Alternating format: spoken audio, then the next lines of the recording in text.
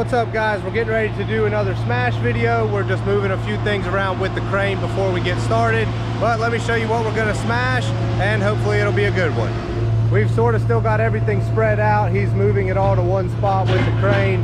First thing we're going to smash is this little Mercedes turbo diesel. It's an early 80s. As usual, we're going to use the big plate, and then over there on the other side of him you can see a race car chassis and a little VW chassis. We're going to smash both of those. And then over here we've got this old tractor that luckily has the oil pan off of it and has a big hole busted in the side of the transmission, so there shouldn't be any oil or anything in this tractor, which makes it a perfect candidate to smash. And it's not worth saving. I know the seat's probably pretty good and the fenders aren't bad, but the rest of it is in pretty bad shape. And last but not least, we've got this giant cop that is holding my hard hat. I'm going to put that hard hat on here in a second, but I've got another hard hat that I'm probably going to set on him and see if it protects his head.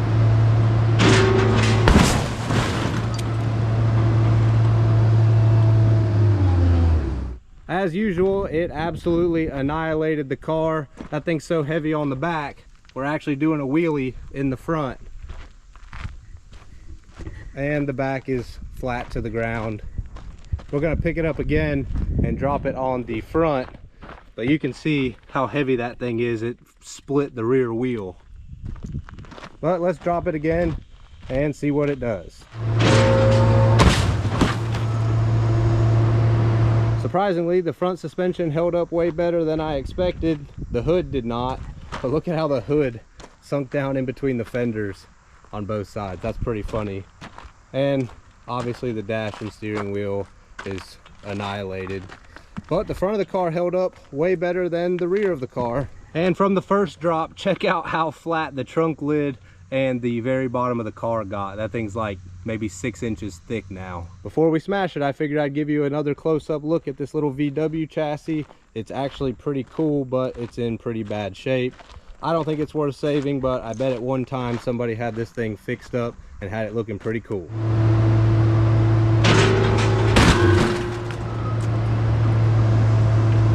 Well, I'd say it definitely got pretty flat. Maybe we'll drop it on it one more time just for this other side to make it a complete pancake, but that thing is impressively flat. It is very, very thin now. Well, I don't think we're going to get it much flatter than that. I wonder if this would actually be flatter if it was in a car crusher, or if that's flatter by dropping the plate on it. Let me know what you guys think if you have a car crusher. The top of this race car chassis has already been cut off, so we can't test the strength of the roof, but we can certainly test the strength of the side. So we've got it propped up against this concrete barrier so we can drop the plate on the side and see how well it would hold up in an impact of a 8,000 pound plate being dropped on it. But let's see what happens.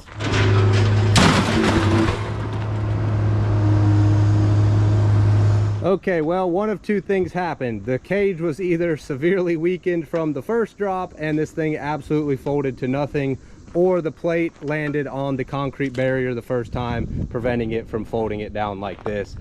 So I take back what I said about you may come out unscathed from the first test. I definitely would be a little more scared now getting in a wreck in this roll cage. This has been sitting around here long enough. I thought about keeping it, but anything that sits around the yard too long is going to get smashed. And you guys always ask to see what a hard hat will do, so we put that on the big chicken and we're going to see if it saves his head or not.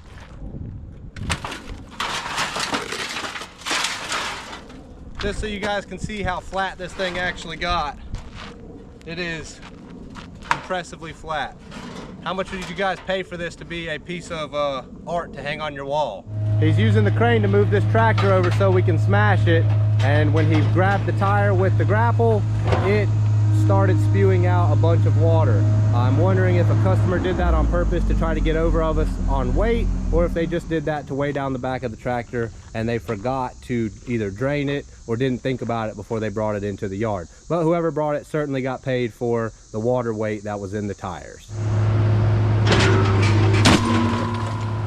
Now you can see it a little bit better. You can see that the tractor did get absolutely demolished. The front suspension or beam sort of became a U shape, and then obviously the rest of the tractor got destroyed and all of the water came out of the tires. I know you guys are going to be bummed out about the seat and the fenders. I did want to keep the seat myself, but unfortunately we were on a time crunch today and we needed to smash it and I didn't have time to take it off.